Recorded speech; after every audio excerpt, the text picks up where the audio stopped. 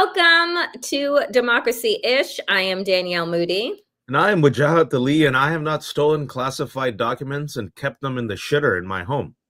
Well, if you did, Waj, you would be in jail. So we know that couldn't possibly be the case unless they allow video recording and podcasting from prison, which I think that some minimum security prisons do. But here we go, folks.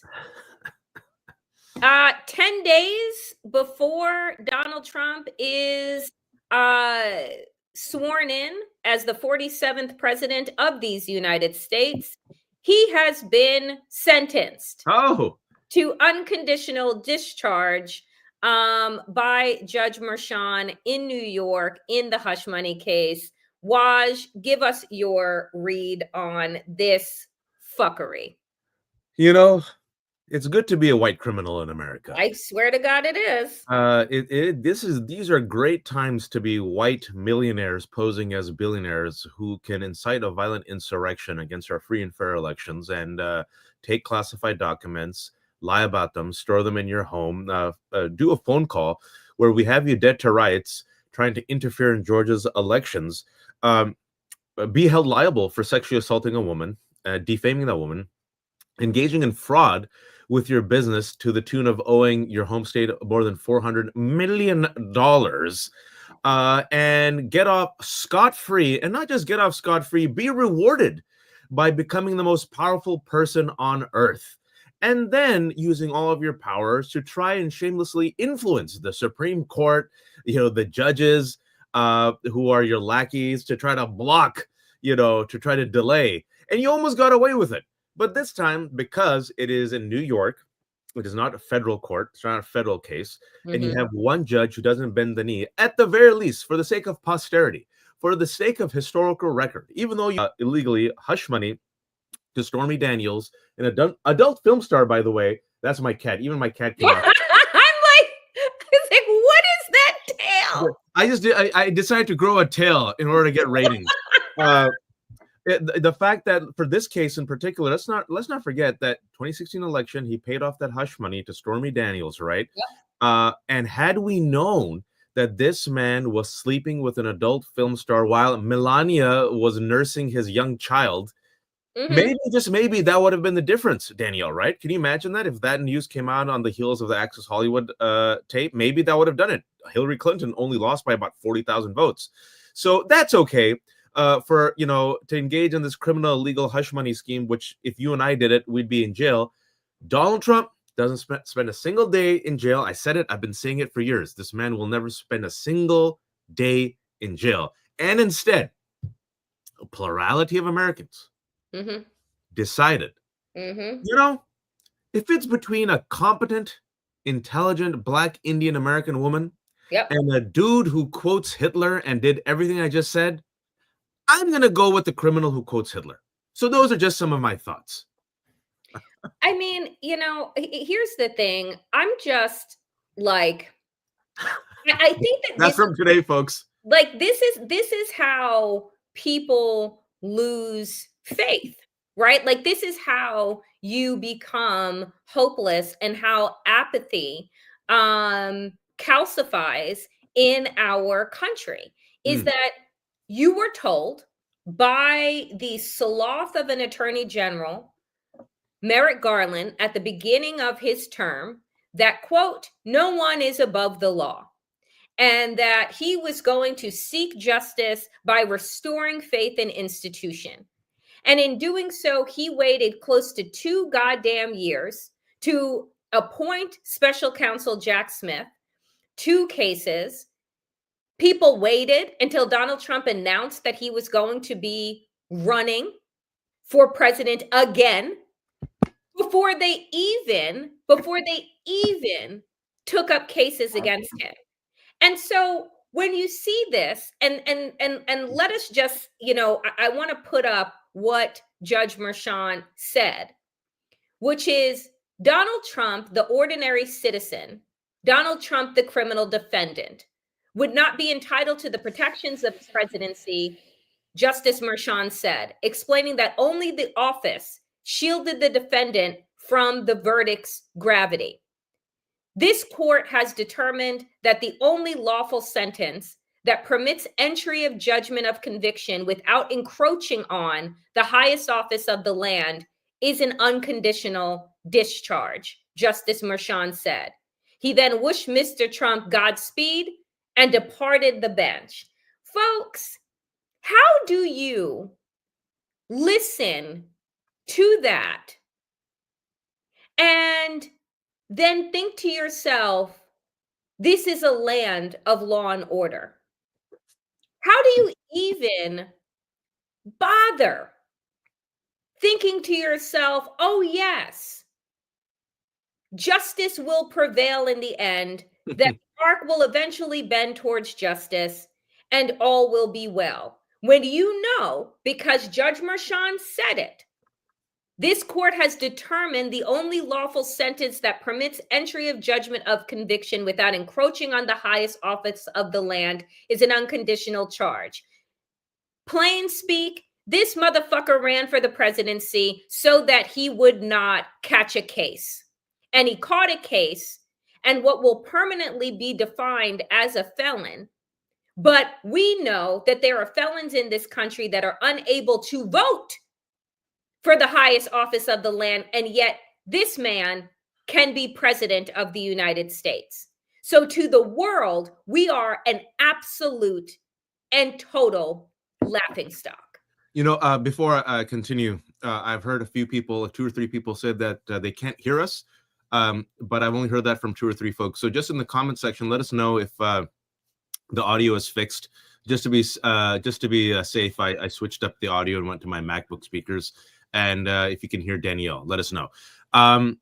You know, it's one of those situations where you mentioned that, Danielle, and right as you said it, I was thinking about the nearly 400 incarcerated essential workers who are risking their lives in California fighting fires. I don't know if people know this. California is using, essentially, let's be honest about it, slave labor. Oh, they get paid $5. Okay, fine.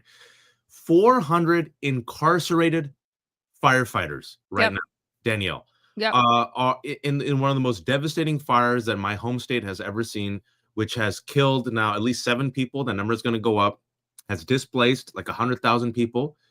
These people are in jail and fighting fires. This man ran for office, like you said, to avoid accountability in jail time. He did not run for office because he had any ideology. He did not run for office because, like Jimmy Carter, you know, he was on a mission to try to make the world better. When he was in office, like Jimmy Carter, who was buried yesterday, I mean, it's like I was thinking about this. What a remarkable juxtaposition.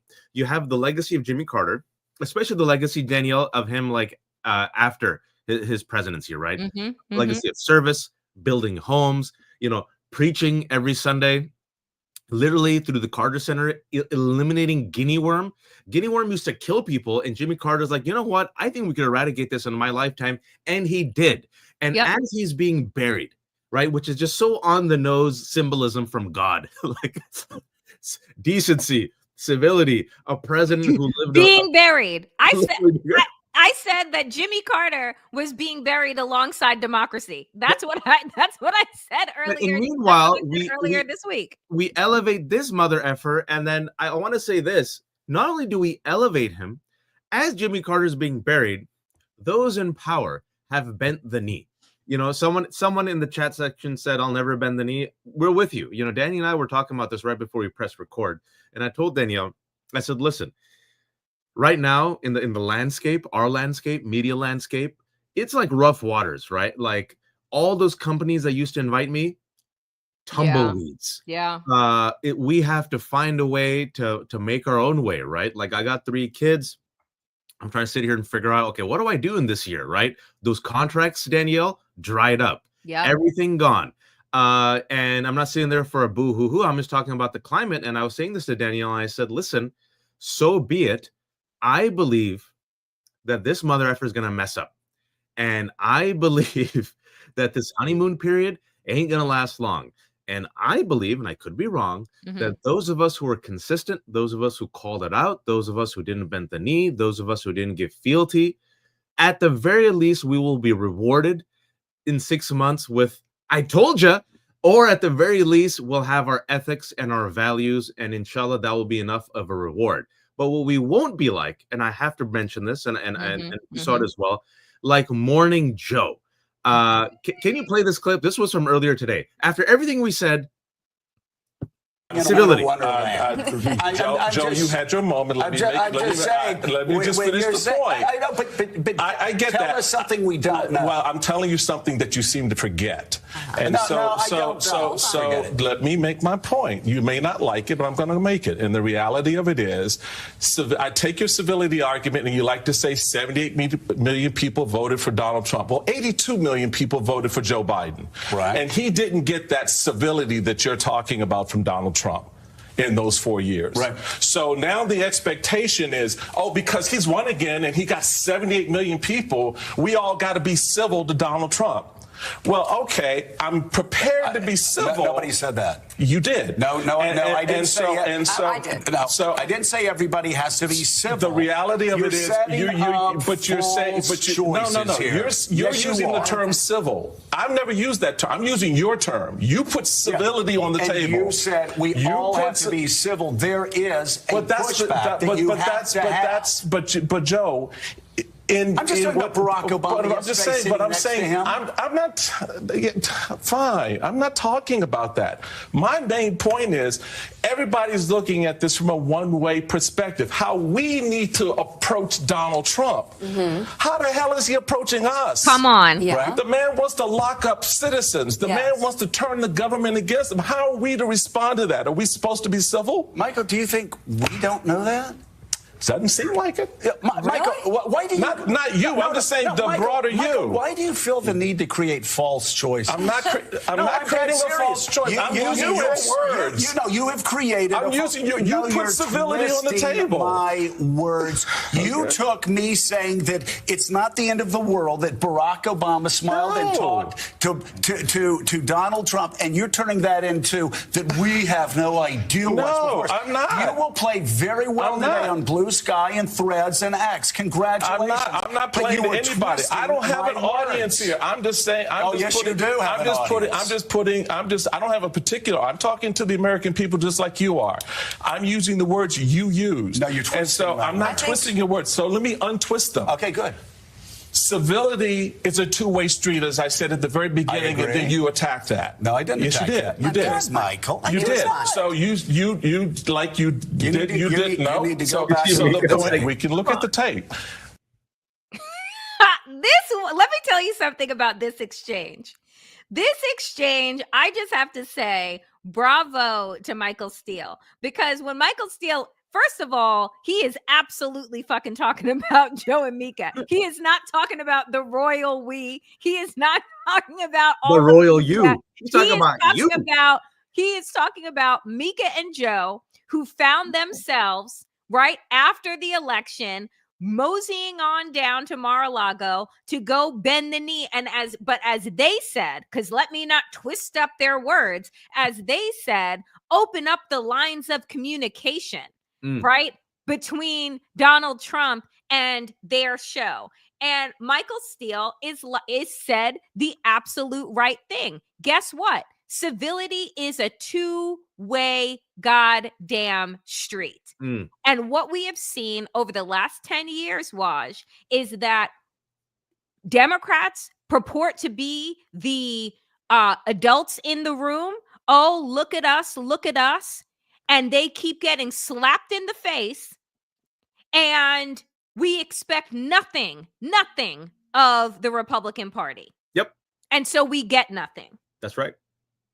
That's right. No, that's exactly it. I've been married now 12 years. Hopefully, inshallah, I'll make it to 13. And what I've learned about a healthy, good marriage is it requires reciprocity, right? Without reciprocity, it does not become a relationship. It becomes an act of oppression where one person is being suffocated. One person suffers at the expense of another person. That is not healthy. That is not sustainable. That is not equal. And so if you expect civility, you have to give me civility. But what happens with MAGA is they demand civility, but they give us cruelty. They mock our spaces, but they demand safe spaces for themselves, right? They want to flout the law and be held without, not be held accountable, but they want to be tough on crime against the rest of us. They get to call us enemy of the people, the enemy from within, trash, vermin, scum, poisoning the blood, and we're supposed to sit there and go, oh, thank you, sir, may I have another? I really appreciate it. Well, we cannot call them deplorable. They can have Elon Musk call them contemptible fools, call them the R word, reshare tweets which call them retard. That's fine, because it's Elon Musk, the richest man on earth, who works in tandem with Donald Trump. Donald Trump can mock them. That's okay. But God forbid, God forbid, if you say, wait for it, that they just might be racist for supporting a racist. Oh, fee, fi, fo, fum. Now you're using fighting words, right? F that, dude. I don't play that game. Danielle, I know you don't play that game. I'm glad that Michael Steele isn't playing that game anymore. I don't play this, as I've said before, I'll say it again. God bless Michelle Obama. We love her. But Michelle Obama, when she said several years ago, when they go low, we go high. I say, when they go low, you take them out by their goddamn knees. You put them in a knee bar and you make them tap out, which is a legal UFC move, since UFC now is an in-kind donation to Donald Trump. I'm not making it up, folks. Dana White now is on the board of Meta. Totally normal. Joe Rogan, UFC commentator, was thanked by Dana White on election night, right? So this is a language that MAGA can understand, right? If you're coming after me, mocking me, ridiculing me, saying that we're rapists and criminals, you want to propose a Muslim ban, you want a wall, you want to deport us, we're supposed to, I mean, this is the thing, Danielle, in their mindset, it's the mindset of white supremacy. You should be grateful I haven't choked you to death yet. You should be grateful I let you stay in my country. You should be grateful that I let you rent a room. You should be grateful that you're allowed to work, as long as you acknowledge who created these roads, who owns these roads, who owns these homes. That's me. That's the mindset, folks, of white supremacy. And you better not get uppity, and you better know your place. So let me say this, right? Because yesterday on the Danielle Moodie show, I was talking about the picture seen around the world of Donald Trump and Barack Obama. Barack Obama, mid-laugh, next to Donald Trump. And for those that watched it on C-SPAN, they were there and saw for what seemed like 10 minutes of conversation that was happening. And now so many people came for me, right? And said, you know, Barack Obama, he's being civil. This is what adults do. Bop, bop, bop, bop, bop. And I said, you cannot in one vein tell me that Donald Trump is an existential threat to this country, to our democracy, go around from state to state saying so, and then sit down next to that motherfucker, pat him on the back, and be joking around as if you're in on the joke that America is not in on. Right. And I want to play the clip of a follow-up press conference that happened down in Palm, wherever the fucking Palm Beach, wherever Donald Trump is. And the reason why I said what I said yesterday with regard to this, because I will tell you, I knew how this was going to play out and who it was going to benefit. Off the top, you mentioned the Carter funeral today. What were you talking to Barack Obama about? It did look very friendly, I must say. I didn't realize it. I didn't realize it, how friendly it looked. I saw it on your wonderful network just a little while ago before I came in, and I said, boy, they look like two people that like each other, and we probably do. We have little different philosophies, right? But we probably do. I don't know, we just got along, but I got along with just about everybody on that. We met backstage, as you know, before we went on, and I thought it was a beautiful service, but we all got along very well, which is good. First of all, just quick side note, they met backstage. It was a fucking church. So just so I'm clear, it was not a theater. But yet, of course, we were all entertained. The fact of the matter is, I want people to remember that Donald Trump made his political career off of birtherism, which was denying the legitimacy of Barack Obama's presidency by stating that he was not born in these United States, and that even though he has said multiple times that he is a Christian, accusing him, right, of being a Muslim. And that is how birtherism was born. And that is how Donald Trump, the Republican candidate, came to be. So to sit there chumly, right, with this man who had you release your long form birth certificate, right, to ensure the American people that the first Black president of these United States was indeed legitimate, right, is some absolute bullshit to me. And for those that have said, you know, where was Michelle Obama? Where was Michelle Obama minding her Black-owned business? That's where the hell Michelle Obama was. Because here's the thing. She has shown up for America. She has taken the heat. She has taken the disgusting racist and misogynist noir hits for the last decade plus. And look around and said, what was it all for?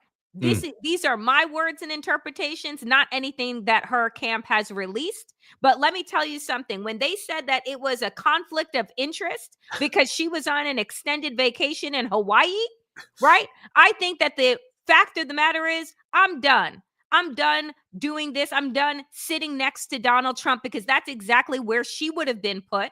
That's if right. you see that the lineup was First Lady, President, all the way down the row, and then current administration sitting in front of them. And I'll end my rant by saying, rant away. No one needs to pretend for civility's sake. That's right. That Donald Trump is okay. That we as the American public should be okay that we allowed for a fascist to take the seat of power again. It is not okay.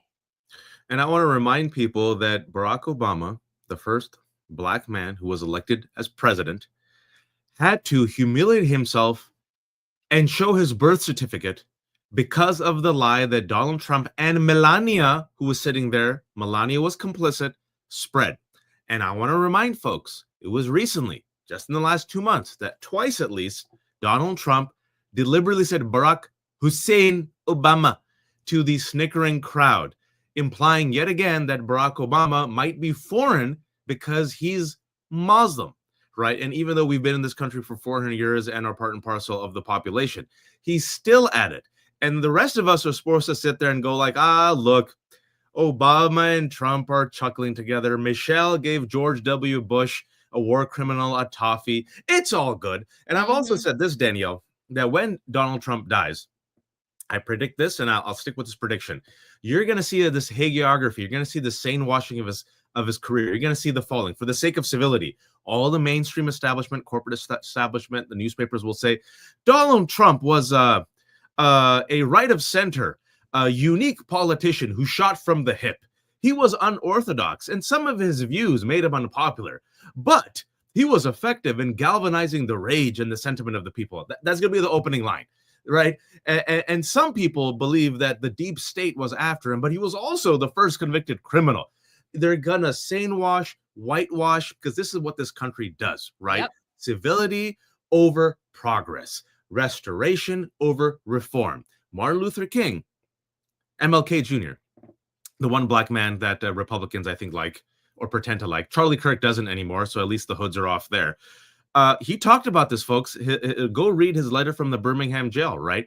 He saved his wrath, not for the open white supremacists, because it was clear who they were. He saved his wrath in that letter for white moderates. Come on. Who choose civility over justice, who choose civility over reform, who choose civility over, risking their skin, if even for a second, to be with the marginalized and push things forward, right? Ooh, don't step on the rakes. Ooh, don't step on toes. Can't we all just get along? Can't we all just get along? That's the clip. That's the Rodney King clip that they play all the time. Remember that? They don't play the clip of him getting his ass beaten like nearly to death by all those white police officers. They play the clip. Can't we all just get along, right?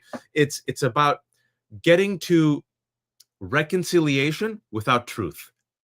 It's about getting to reconciliation without truth. Let's just hug. If you don't believe me, remember that Obama had to bring in the Henry Louis Gates Jr., an esteemed black professor who was arrested for going into his own home. And then Obama had to drink beers with Henry Louis Gates Jr.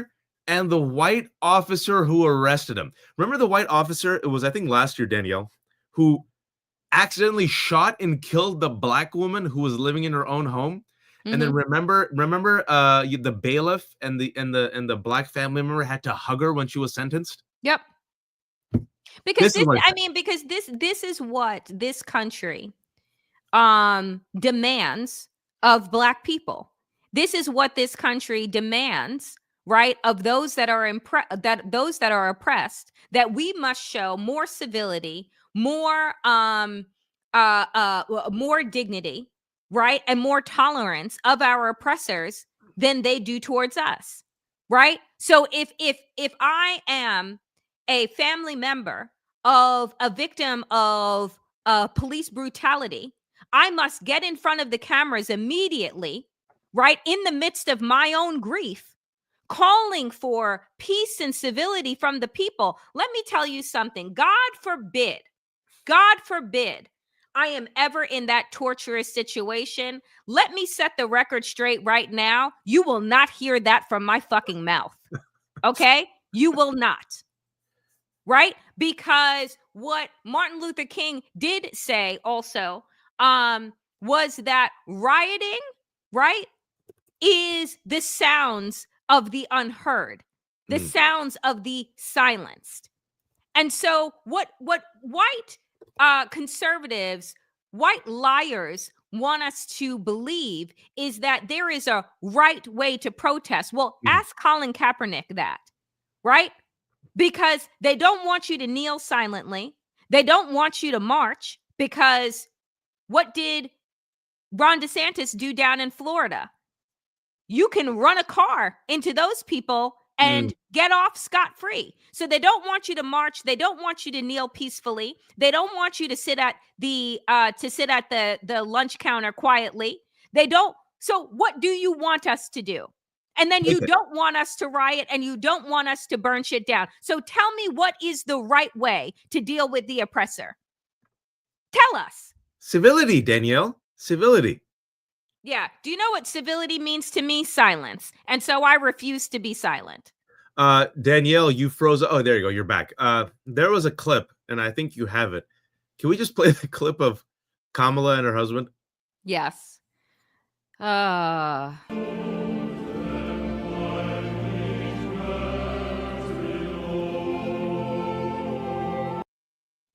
Just like this was such a moment, and it is a moment that has gone viral in so many ways, because the amount of words that were expressed in that look from Doug to Vice President Kamala Harris without him having to say anything.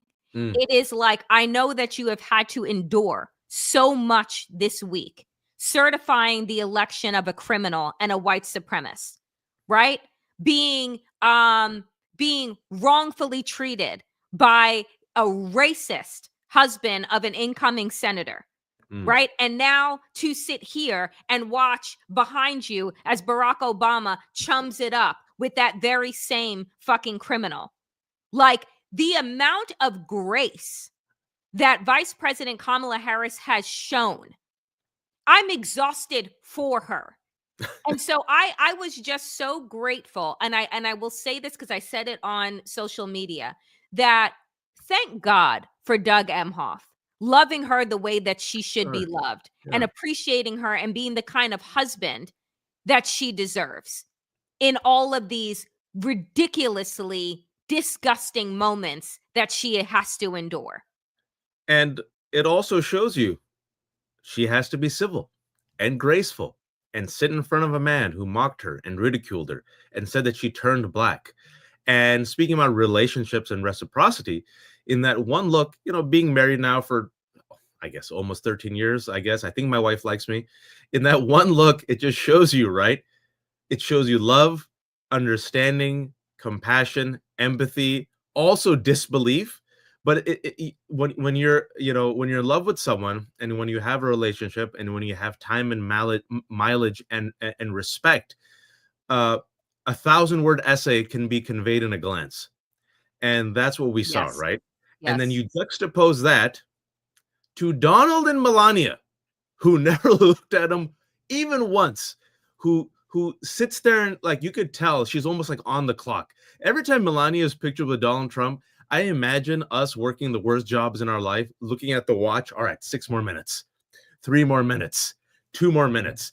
She can't stand this mother effer, right? Meanwhile, Doug is sitting there holding her hand, looks at her. Can you believe this? She goes, I know. Yeah, I still love you. I love you too. Hey, we're in this together. That's I think what they were saying, Yep. right? Yep. And the fact that, we show that clip on the heels of what we said, what the rest of us have to endure, so Yep. we do not trigger the economic anxiety Come of on. white folks. That's what it is. I'm just being honest. We have to always make sure we do not trigger the economic anxiety of white folks, because God forbid, if we trigger the economic anxiety of white folks, at worst, you might get choked to death, or still worse, but not as bad because you still get to be alive, a plurality of Americans, and overwhelmingly it was non-educated whites. I know people don't like to hear this. Without the white vote, Donald Trump would not even have a chance. The man is still underwater. The man did not crack 50%. The man is loathed, right? He only won by 1.4 percentage points, one of the most narrow victories, right? People don't mention this. I have to mention it. But if it wasn't for the white voters, not all white voters, folks, trust me, listen, 48% of white women who didn't vote for him, respect, you understood the assignment. Majority of white folks, they said a choice between that elegant, educated woman. You can have your critiques with Kamala Harris, we do, but educated, competent, intelligent woman, or the guy who quotes Hitler, who's now a criminal, who they go for, because we triggered their feelings by, once in a while, one person said, hey, can you refer to me as they? Because one person said, hey, can you not rape me and sexually assault me as a woman? Wow. One person said, hey, Wow. can you not choke and kill me? Can I just walk while being black? One Muslim said, hey, can you not ban me? Like, how dare you? I can't stand the fact that I have to tolerate these darkies and these women's and these gays who are demanding equality. These pronouns hurt my feelings. I'm confused. I'm going to show you. I'm going to vote for the rapist. What do they do? What do they do? How extreme do these people get in their obsession with the fact that white people are the best and need to be centered in everything? That even when we have the most tragic, costly fire that this country has ever seen, the Wall Street Journal has said that the devastation in California is going to cost upwards of $50 billion. That instead of offering, right, not just your thoughts and prayers, but action on climate change so that we can get ahead of the man-made crises that we have been committing and knew 30 years ago were coming our way. When you have firefighters that are trying to battle multiple blazes on top of Category 2 hurricane winds, what is it, Waj, that Republicans have said about the California devastation? No thoughts, no prayers, no compassion, no decency for my home state, which is the most populous state in the country, 40 million people, the 5th largest population. No acknowledgement of climate change, which has caused fires in California, in Montana, Category 5 hurricanes in where? Florida, tornadoes in Alabama, freezing weathers in Texas, where the dumbass Republicans are off the national grid and are literally freezing to death their own constituency as Ted Cruz goes to Cancun. Can't mention climate change. You know who the culprit is, folks? We're not making this up. I've been on this for a week. Donald Trump Jr. said it was DEI, diversity, equity, and inclusion. And after he said it, it became a mainstream talking point. And the next day, Scott Jennings doesn't go on Fox. No, he's paid handsomely. He goes on CNN and blames not climate change, DEI. Translation, blacks, brown people, those folks that you put in power, it's their fault. Watch the clip. Priorities, because also in California, you might have recall a news story from last year. There was some interest in the fire departments and the firefighters in California, and the interest was that there were too many white men who were firefighters, and we need to have a program in California to make sure we don't have enough white men as firefighters. So we have DEI, we have budget cuts, and yet I'm wondering now, if your house is burning down, how much do you care what color the firefighters are? You can respond, and then listen. I am so tired. You know what? There was an article that just came out that said that actually the most educated demographic in this country right now is black women. So let me be clear.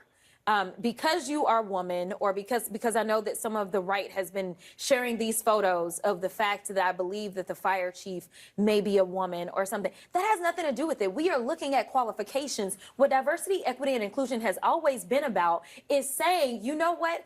Open this up. Don't just look at the white men. Open it up and recognize that other people can be qualified. And the fact that we want to, at a time when people are dying, decide that a country of immigrants is failing, or people are dying because the same very people that built this country, because the last time I checked, y'all didn't say that anything was wrong with the White House, and I can promise you it was my ancestors that built the White House. So listen, if we have been good enough to build this country, we are good enough to serve and die overseas, we are good enough to serve in other ways. And the fact that people actually decide that they want to engage in public service, whether it's sitting in Congress or whether it's serving on the fire department or the police department, should not be an issue. The fact is, stop trying to act as if only white men are the ones that are capable. Because right now, you're sitting at a table with 3 very capable black women. Come on. She's so dope. She's so dope. Let me tell you something about Representative Jasmine Crockett. She's great. She should be the mouthpiece for all Democrats all the fucking time. Her staff should be running the rest of the House of Representatives, Democratic representatives, her talking points, and she should be giving a master class in how you shut bullshit down.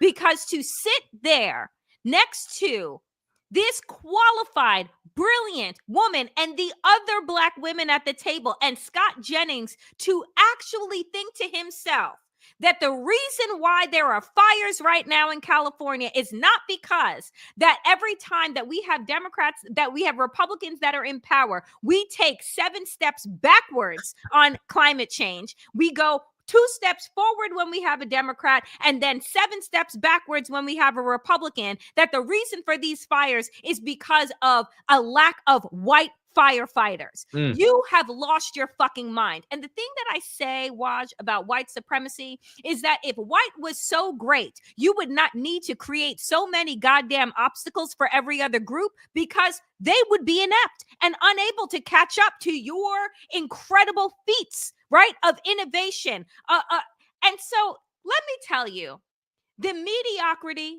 the fragility of white men is on full display every day and has been for the last decade plus. That is what MAGA and Trumpism has offered, is the display of mediocrity and fragility. Because right now, what I saw today too, Mexican firefighters entering the country to help with the fire. And I said, my God, y'all are better than me.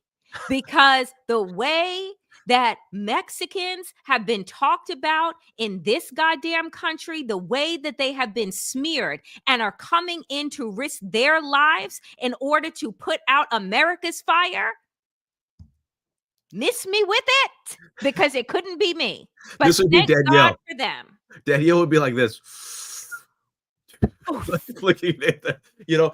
It's a remarkable, you know, we oftentimes we sit down and we have an outline for the show of basically some of the topics we want to talk about, and we bring up some of the tweets, but we don't sit there and like do a full 1 hour or 30-minute breakdown. Danielle and I seem to be in sync, and we seem to be confident, and we gel off each other really well. But you notice a recurring trend, a theme: civility instead of progress, civility instead of stepping on the toes and making some people upset. And let me start with Jasmine Crockett for a second. Who did the Democrats go with to be the head of their communications? Jasmine Crockett threw her hat in the ring. I've brought this up on the show 3 or 4 times now. Yep. Jasmine Crockett threw her hat in the ring and said, hey, I want to run for this. Just like AOC said, hey, I want to run for oversight. Do you know who the Democrats gave it to? 72-year-old Debbie Dingell of Michigan.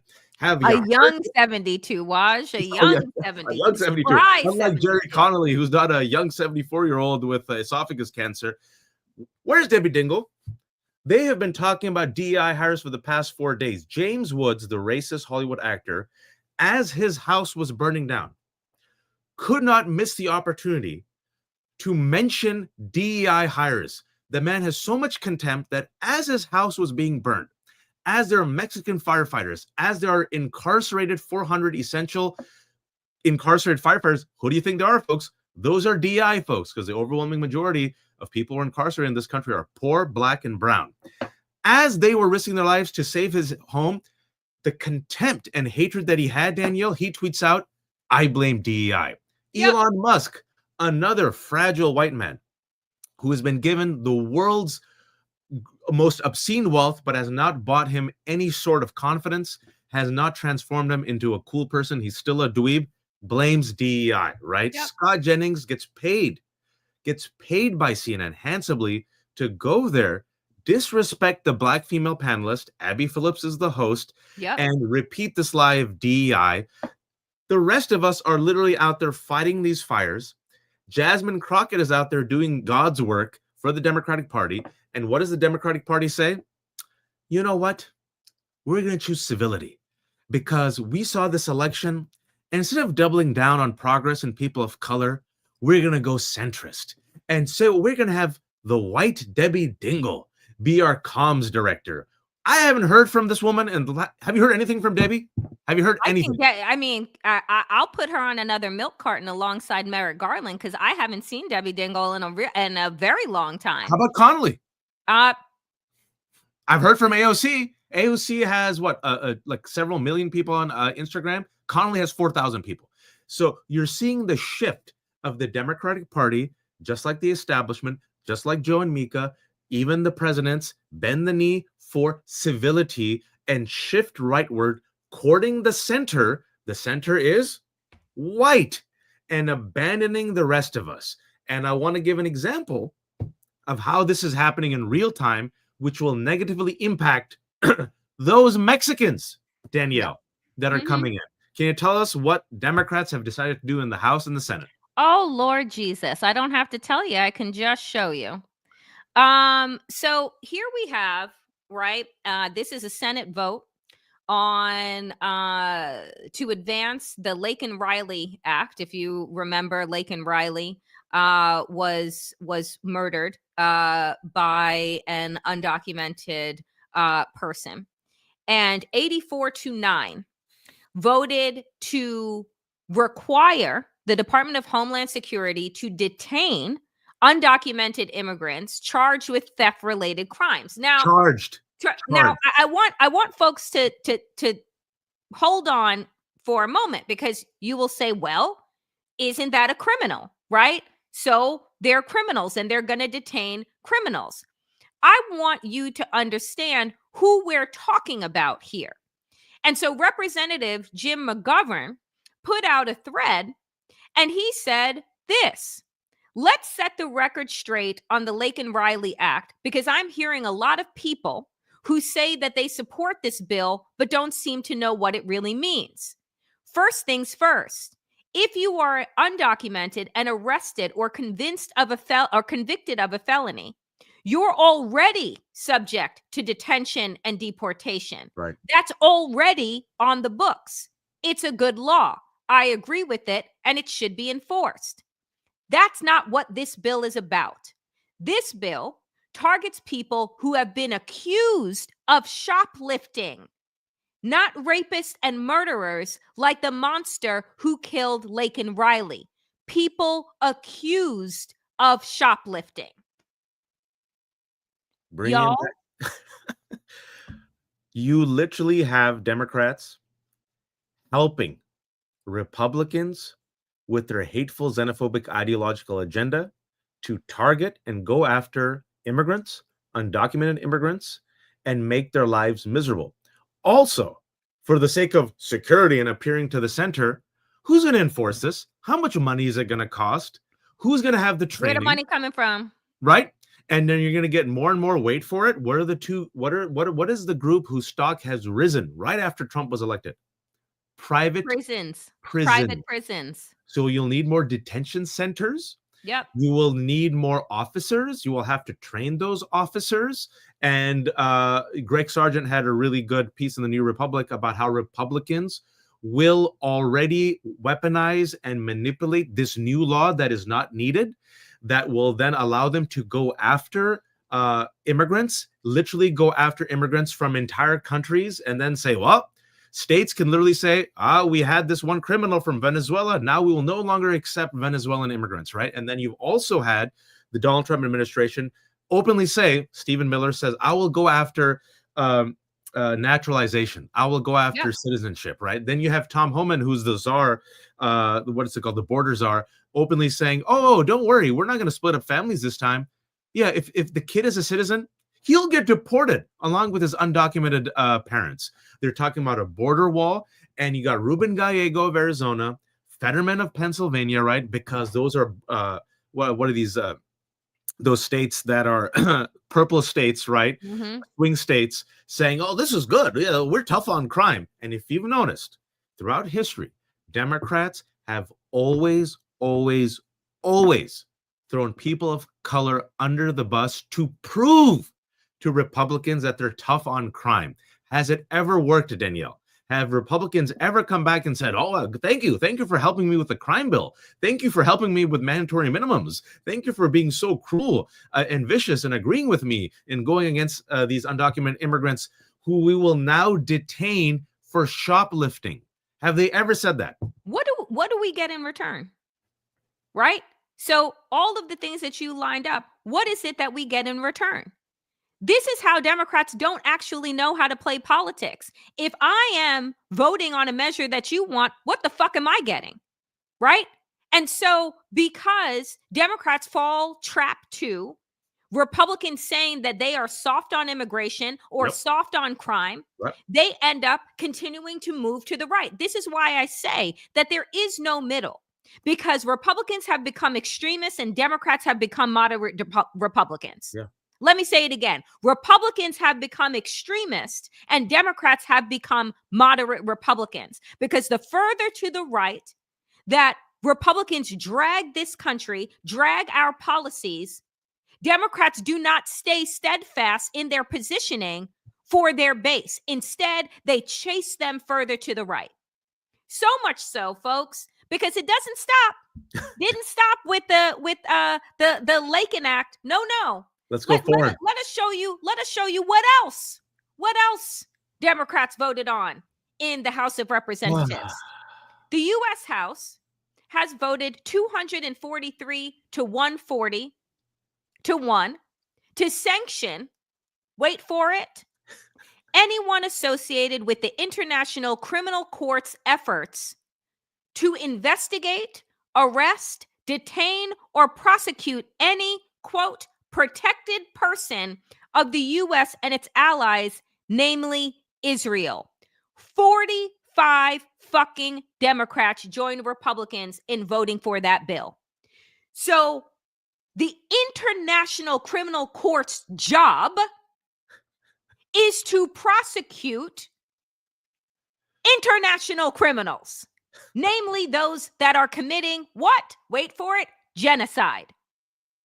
And so now that the ICC has said that what Netanyahu has been doing for over a goddamn year, killing probably over 100,000 at this point, must be 100,000 Palestinian women, children, and men that now anyone who is associated with trying to help the judiciary system, the international judiciary system, can now be sanctioned. You tell me what democracy looks like when it dies, and I will show you this. And Benjamin Netanyahu is a war criminal who has crossed every single one of Joe Biden's red lines, has mocked the United States, ridiculed the United States. Kamala Harris did not lose because of Gaza, but she got hurt because of Gaza. Democrats openly said, we are staying at home because of your support of the Gaza war. And with that, and despite that, and in spite of that, as Palestinians are still being killed, as Amnesty International is openly saying it's now a genocide, Human Rights Watch, as people are using the word apartheid, Jimmy Carter, let's bring it back full circle, 2006, wrote a book, Palestine, Peace, Not Apartheid. His words, referring to the conditions in the West Bank. And specifically, Jimmy Carter said, in order for there to be a shared, respectful future and peace and relationship between Palestinians and Israelis, Israel has to end the occupation and apartheid conditions, and there has to be an anti-Semitism and violence against Israelis. And so the United States says, you know what? Let's throw the ICC under the bus.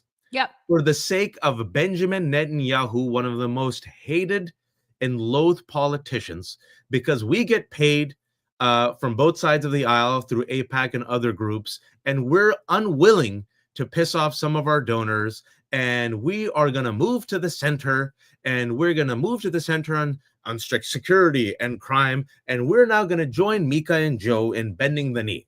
And meanwhile, Jasmine Crockett and AOC and women of color are charting a different path.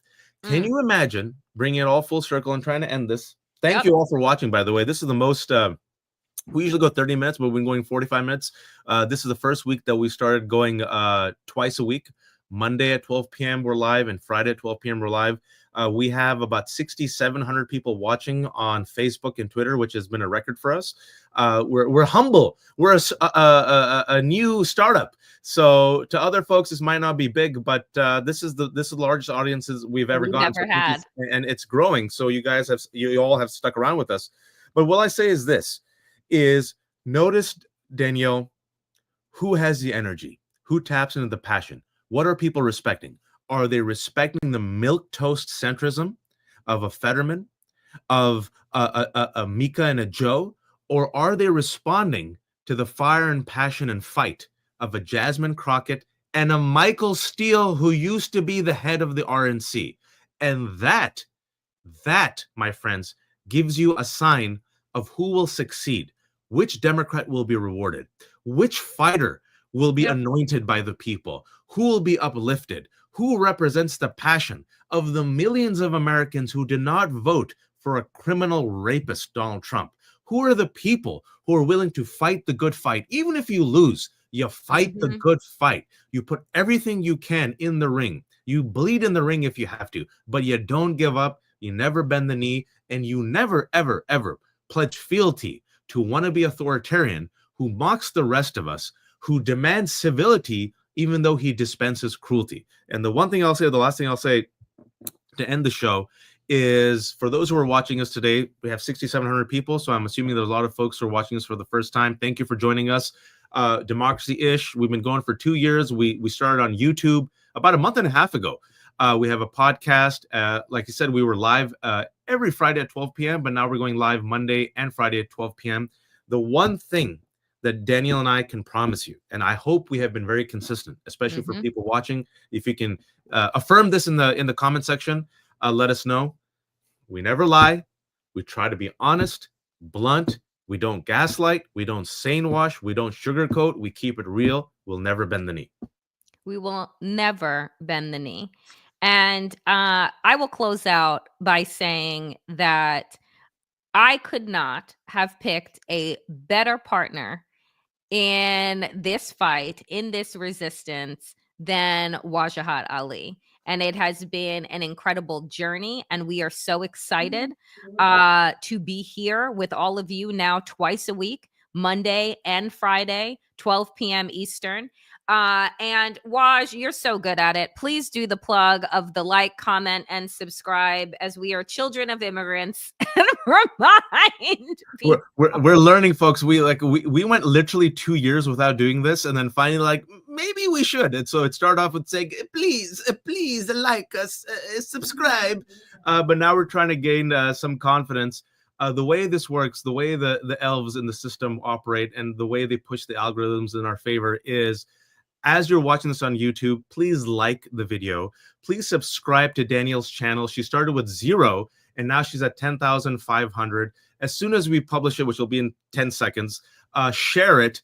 And then if you move to the right, you're seeing some people who are so kind giving us donations. There's a circle with a ... If you click it, you'll see a $ and a heart. Those are tips and donations that go a long way. But spread the word. We have 6,900 people watching us. That means we might be doing something right. It all goes a long way, and we're in this together. It's grassroots. We're not corporate. We thank you. We cherish you. We respect you. And we do not ever, ever, ever want to underestimate that you choose to spend your time with us and you choose to be part of our community. So thank you. We're going to help grow this together. Thank you so much, all. Like, comment, and subscribe. Share away. Thank you for listening to Democracy-ish. I am Danielle Moodie. And I'm Wajahat. And we will be back on Monday, 12 p.m. Eastern, if in fact we have a country left. Inshallah. Thank you all.